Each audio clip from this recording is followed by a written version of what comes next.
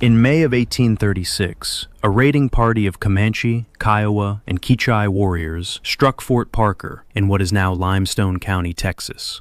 Most of the men inside were killed. Several women and children were taken captive, among them a young mother named Rachel Plummer. What happened to her over the next 2.5 years was brutal beyond description, and she survived to write about it. But buried inside her account of grief and violence is something historians keep returning to for a very different reason. Rachel Plummer was put to work almost immediately as a hide tanner, dropped straight into the daily labor system that kept an entire Comanche band alive as it moved across hostile territory. She was not made to fight. She was not made to hunt. She was placed directly into the machinery run by Comanche women, because that machinery was the one thing the camp could not function without.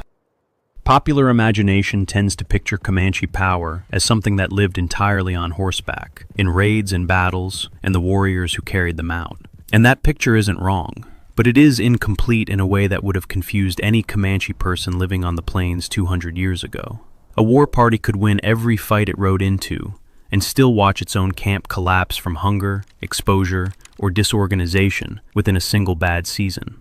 The empire the Comanche built across 250,000 square miles of the southern plains depended just as much on a second system, one run almost entirely by women, that turned a dead buffalo into food, clothing, shelter, and tools, fast enough to keep a mobile nation alive while it kept moving.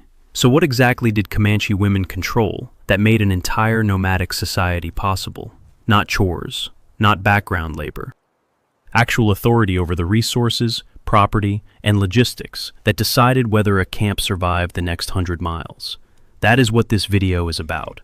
7 things Comanche women controlled that kept the whole camp alive, piece by piece, season after season.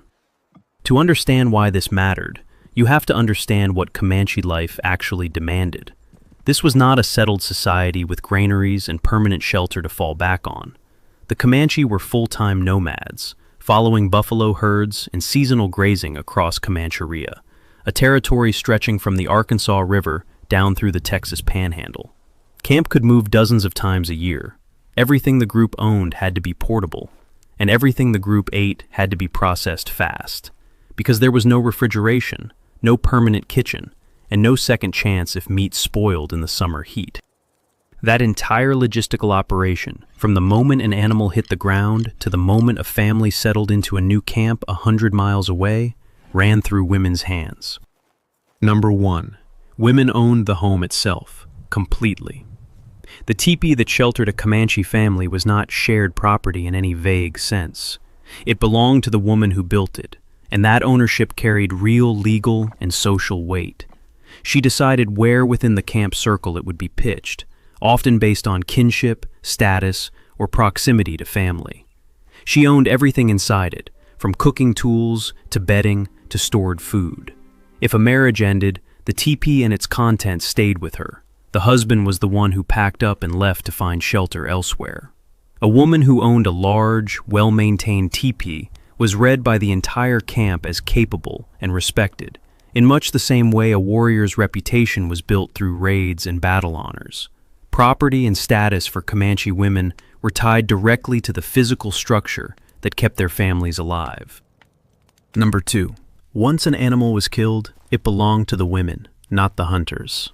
This is one of the most important and least understood facts about how Comanche society actually functioned. A man's job ended the moment a buffalo hit the ground. From that instant forward, the carcass became the property and responsibility of the women of his household. They followed the hunt closely, often waiting nearby with their travois, and moved in the moment the animal was down. A skilled woman could field dress a full buffalo, separate the meat, and begin the tanning process on the hide within hours, racing against summer heat that could spoil an entire kill in a single afternoon. A single buffalo, properly processed, produced far more than a meal.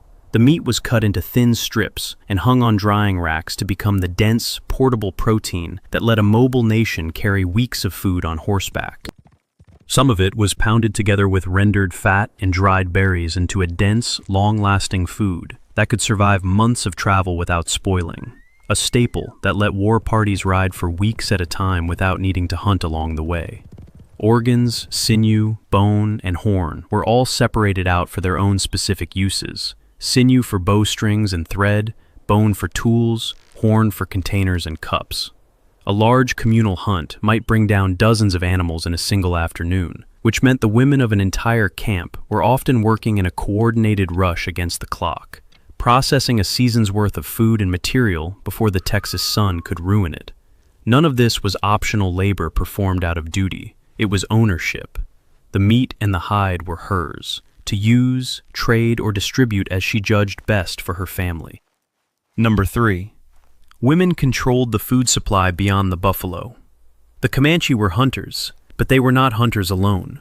A significant part of the diet, especially during lean seasons when herds moved unpredictably, came from wild plants gathered almost entirely by women. Roots, nuts, wild fruit, and edible plants across the southern plains required knowledge passed down through generations, knowing exactly where and when to find food in a landscape that gave up nothing easily. This foraging work ran on a completely separate schedule from the hunt, which meant that even in a season when the buffalo herds moved late or thin, a Comanche band with skilled foragers had a second source of survival the men's hunting alone could never guarantee.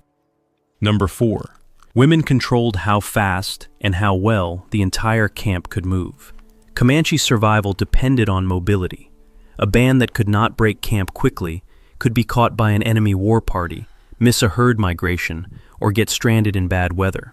Taking down a teepee, packing its contents, loading horses and travois, and organizing dozens of families into a moving column was work led entirely by women, and it happened with a speed that stunned outside observers. An experienced camp could be fully dismantled and ready to move in under 2 hours.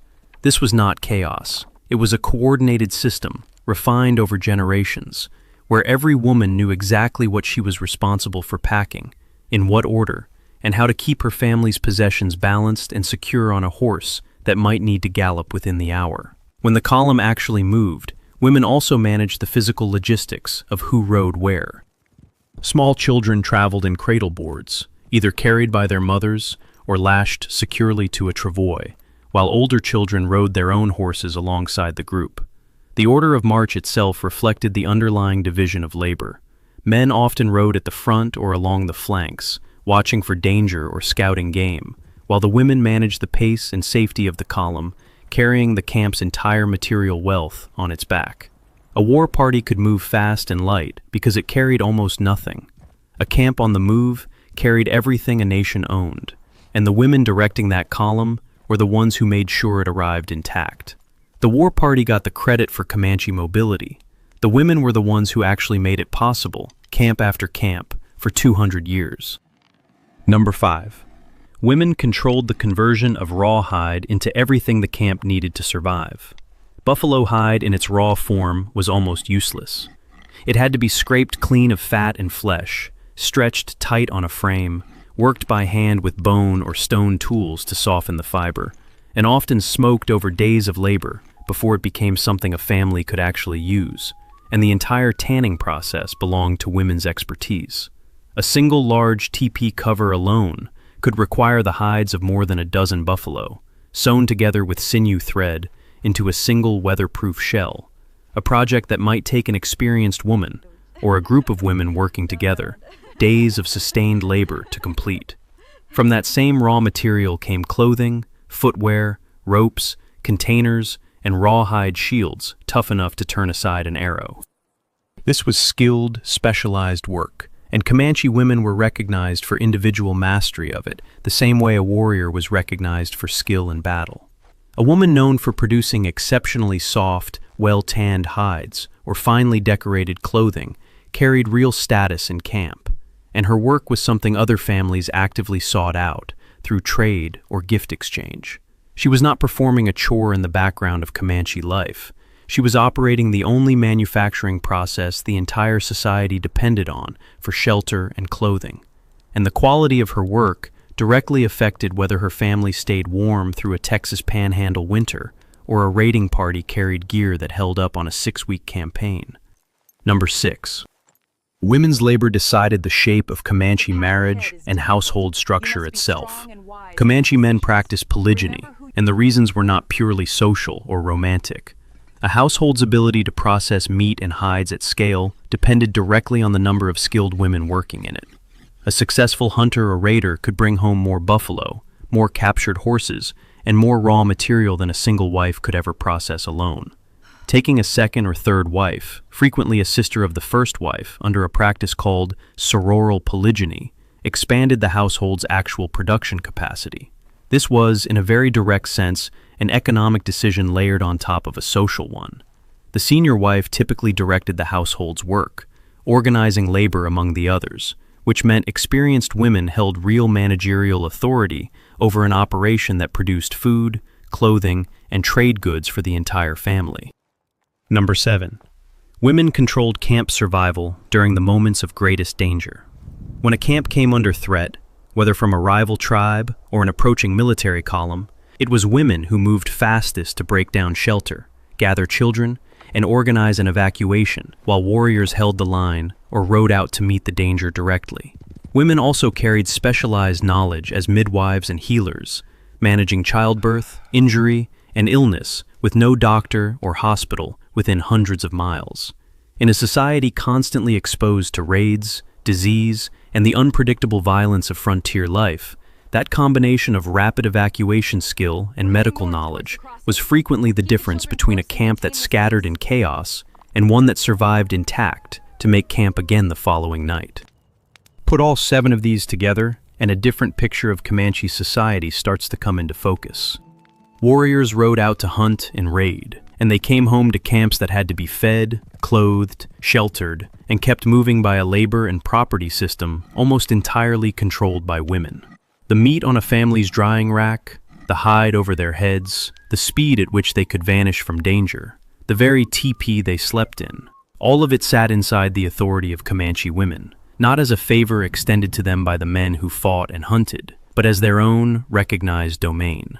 This authority also shaped how Comanche women were seen inside their own society, in ways that often surprised outside observers used to very different assumptions about gender and power. A woman with a poor reputation for laziness or wasted resources could find it difficult to attract a husband willing to support her, while a woman known across the camp for her skill, generosity, and productive household carried real standing. The kind that shaped marriage arrangements, alliances between families, and even the informal influence a woman could exert over decisions that affected the wider band. None of this meant Comanche women held formal political authority equal to male chiefs and council leaders. They generally did not. But the idea that they were passive, voiceless figures standing in the background of Comanche history does not survive contact with the actual mechanics of how that society functioned day to day. Rachel Plummer's Captivity is a brutal window into exactly how essential that domain was. She was forced into it within days of her capture, put to work tanning hides alongside women who had spent their entire lives mastering that exact skill, because the band she had been taken into could not function without that labor filling in wherever it was needed, captive or not. She endured the ordeal for more than 2 years before Sam Houston helped negotiate her ransom and return to her family, and the account she left behind remains one of the clearest first-hand descriptions of the daily labor system that kept a Comanche camp alive from one season to the next. As of today, the Comanche Nation is headquartered in Lawton, Oklahoma, with more than 17,000 enrolled members, and historians studying Comanche society increasingly point to this division of labor and property as one of the real engines behind Comanche dominance on the southern plains for nearly 2 centuries. Warriors won the battles that built the fearsome reputation. Women ran the systems that kept an entire nation fed, sheltered, and mobile enough to keep fighting them. The Comanche were never just the most feared cavalry force in North America. They were a fully functioning, mobile society, and that society ran on an economy of meat, hide, shelter, and speed that belonged, by right and by necessity, to the women who controlled it. If you want to see how the warriors this same system supported turned an ordinary horse into a weapon of war, that video is on screen now.